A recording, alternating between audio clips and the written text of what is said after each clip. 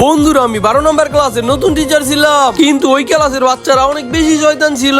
যখন আমি ক্লাস যাচ্ছিলাম তখন ওরা আমারে দেখা ফেলছে। আরে ম্যাডাম আইতাছে, সবাই বইসা যাও। যখন আমি ক্লাসে ঢুকি তখনই বাচ্চারা আমার উপরে পানি ফেলতে চাইছিল, কিন্তু আমি আগে থেকেই ছাতা নিয়ে আসছিলাম। তারপর ছাতা সাহায্যে বেঁচে গেছিলাম। আমি তোমাদের ক্লাসের নতুন টিচার আর আমি তোমাদের সায়েন্স পড়াবো। হঠাৎ করে সবাই আমার উপর পানি দিতে লাগলো, কিন্তু আমি ওদের থেকে অনেক বেশি চালাক ছিলাম। আমি বেঁচে যেতাম আর আমার সবচেয়ে পাওয়ারফুল মেশিন বের করে সবাইকে পানি দিয়ে ভিজাই দিই। সব বাচ্চারা খেয়াল করে শোনো, আজকের পর থেকে এই ক্লাসে দুষ্টামি হবে না।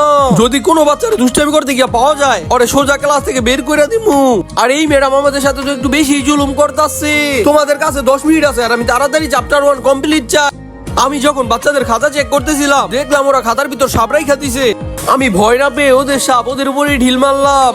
বাচ্চারা তোমরা খেয়াল করে শোনো, আমার ট্রান্সফার হয়ে গেছে, এই জন্য আমি চলে যাব, কিন্তু তোমরা খেয়াল করে পড়ো। কিন্তু যখনই আমি যাইতেছিলাম, বন্ধুরা তোমাদের এমন ম্যাডাম আছে আর পাঠ্যর জন্য লাভ কমে।